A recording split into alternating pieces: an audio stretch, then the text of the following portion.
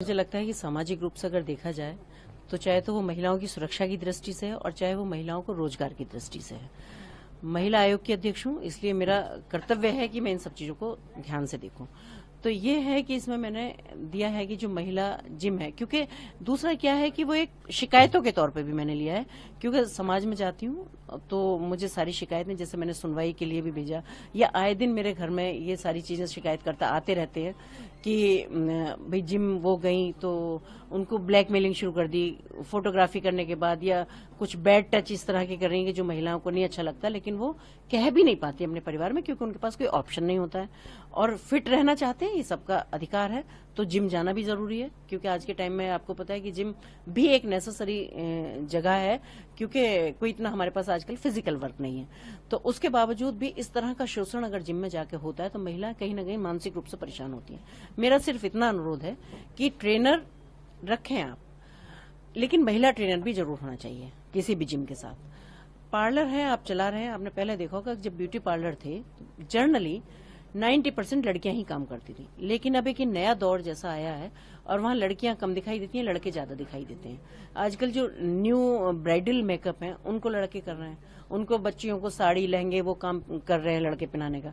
तो वहां से भी जो शिकायतें होती हैं और आए दिन ये घटनाएं घटती हैं कि कुछ भी गलत महिलाओं के साथ हो सकता है या हो रहा है, जो शिकायतें मेरे पास आ रही हैं। बस मेरा ये कहना है कि पार्लर में भी आप लड़के रखें, जिसकी मर्जी हो वो लड़कों से कराएं, लेकिन उनको ये अपनी स्वेच्छा से मैं करा रही हूँ ये ऐसा लिख के देना होगा, या अपनी स्वेच्छा से मैं ये एक्सरसाइज किसी लड़के की ट्रेनिंग में कर रही हूँ ये उनको लिख के देना होगा, जिसके लिए हमारा शासन या हमारा प्रशासन जिम्मेदार ना हो।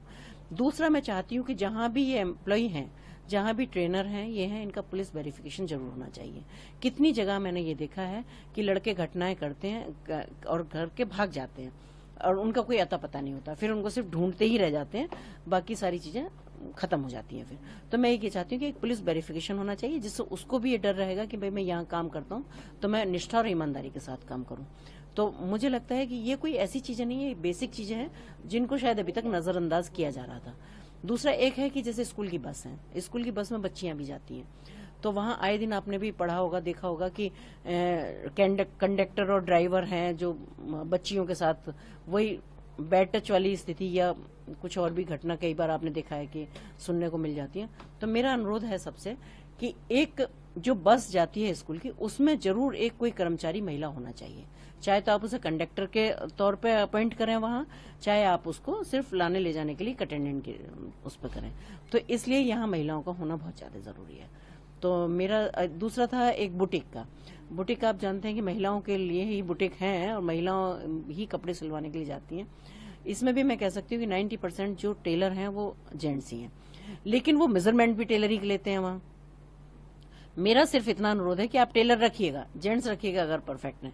वैसे ऐसा नहीं है कि महिला परफेक्ट नहीं है, पर शायद रखना नहीं चाहते।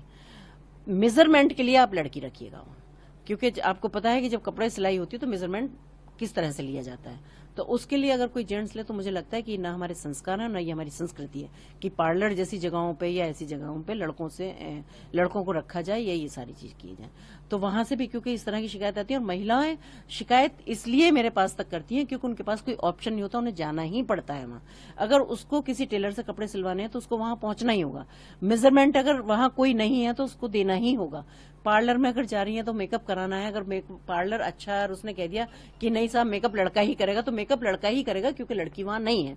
तो ये ऑप्शंस भी मैं चाहती हूँ कि महिलाओं को मिले, इससे हमारी महिलाओं को मानसिक शांति भी मिलेगी, सुरक्षा भी मिलेगी, और वहां हमारी जो नई बच्चियां हैं, जो नई महिलाएं जो सीख के आती हैं, जो काम की उम्मीद से, क्योंकि हर क्षेत्र में आज महिलाएं, तो उनको एक रोजगार भी मिलेगा।